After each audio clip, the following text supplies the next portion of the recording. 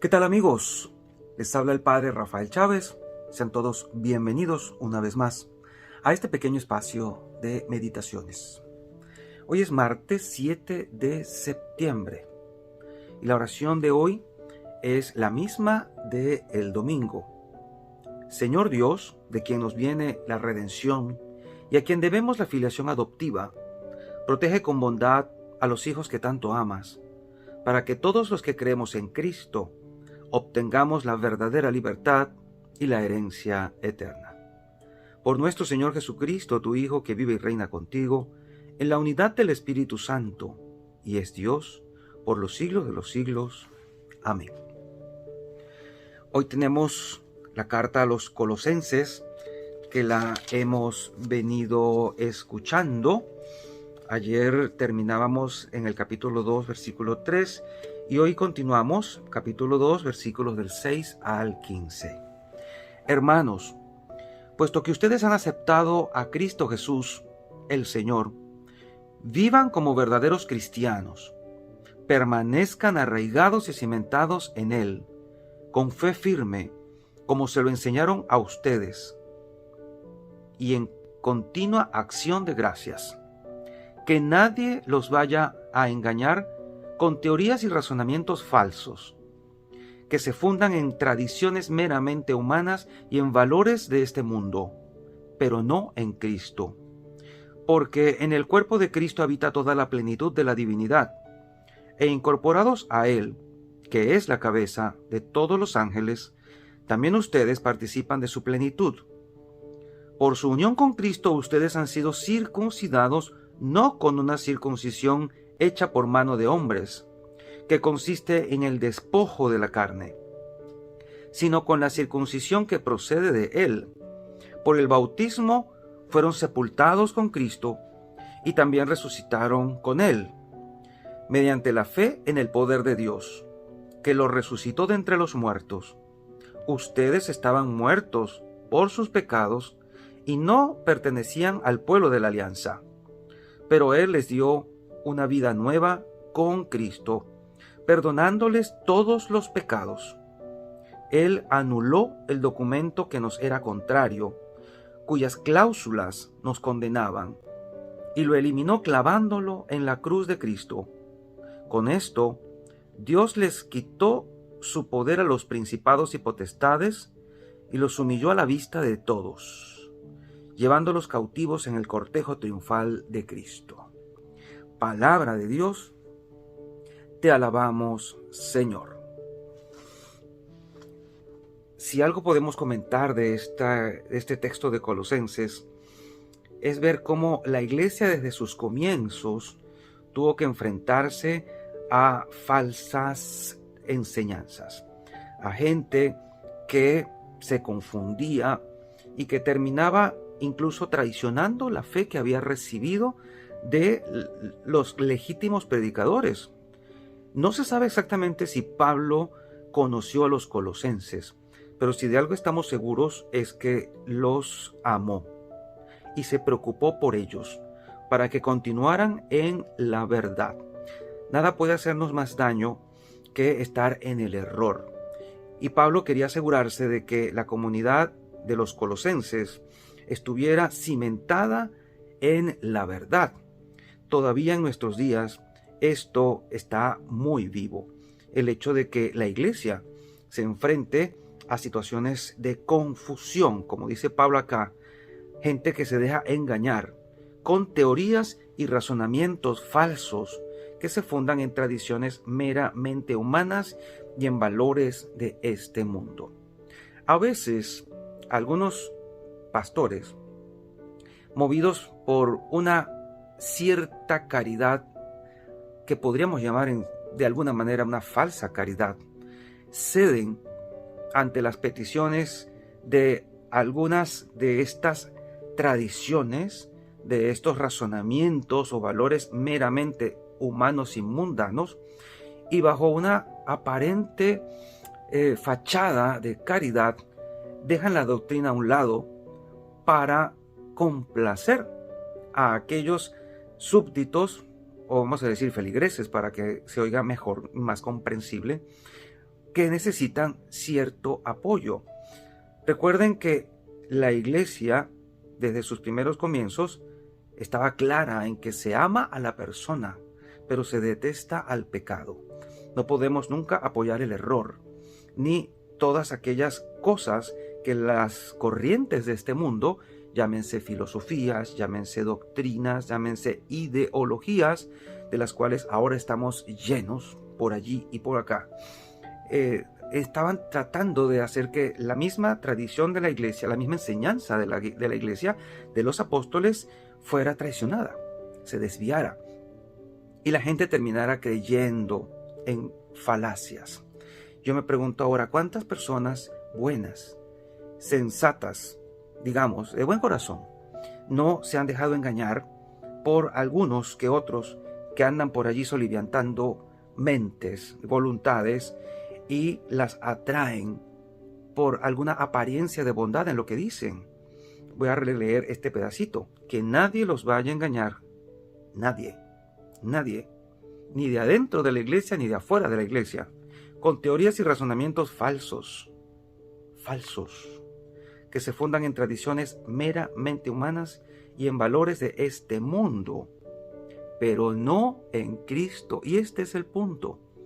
Se fundamentan no en Cristo, sino solo en valores humanos y mundanos. Y nosotros tenemos que cuidarnos mucho de eso. ¿A quién sigues? ¿A quién oyes? ¿Qué doctrinas estás tú asimilando? Porque hay cosas que parecen ser de la iglesia y no lo son. Parecen ser del evangelio y no lo son. Por eso necesitamos acudir a la fuente y verificarlo todo. El salmo de hoy es el 144. El Señor es bueno con todos. Te ensalzaré, Dios mío, mi Rey. Bendeciré tu nombre por siempre jamás. Día tras día te bendeciré y alabaré tu nombre por siempre jamás. El Señor es clemente y misericordioso, lento a la cólera y rico en piedad. El Señor es bueno con todos, es cariñoso con todas sus criaturas. Que todas tus criaturas te den gracias, Señor, que te bendigan tus fieles, que proclamen la gloria de tu reinado, que hablen de tus hazañas. Y el evangelio de hoy también es una continuación. Lucas capítulo 6, versículos del 12 al 19. Por aquellos días, Jesús se retiró al monte a orar, y se pasó la noche en oración con Dios. Cuando se hizo de día, llamó a sus discípulos, eligió a 12 de entre ellos y les dio el nombre de apóstoles. Eran Simón, a quien llamó Pedro, y su hermano Andrés, Santiago y Juan, Felipe y Bartolomé, Mateo y Tomás, Santiago el hijo de Alfeo y Simón, llamado el fanático, Judas el hijo de Santiago y Judas Iscariote, que fue el traidor. Al bajar del monte con sus discípulos y sus apóstoles, se detuvo en un llano. Allí se encontraba mucha gente que había venido tanto de Judea y Jerusalén como de la costa de Tiro y de Sidón. Habían venido a oírlo y a que los curara de sus enfermedades, y los que eran atormentados por espíritus inmundos quedaban curados. Toda la gente procuraba tocarlo, porque salía de él una fuerza que sanaba a todos. Palabra del Señor, gloria a ti, Señor Jesús. Este clásico evangelio es eminentemente vocacional, pero hay algunas cosas que cabe destacar, como por ejemplo el hecho de que Jesús, antes de llamar a sus apóstoles, de nombrar apóstoles a algunos de sus discípulos, pasó toda una noche en oración, y lo dice con suficiente claridad. Se retiró al monte a orar y se pasó la noche en oración.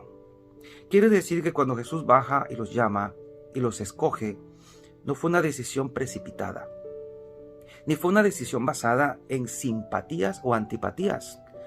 Nada de premura en todo esto, sin apuros y sin parcialidades.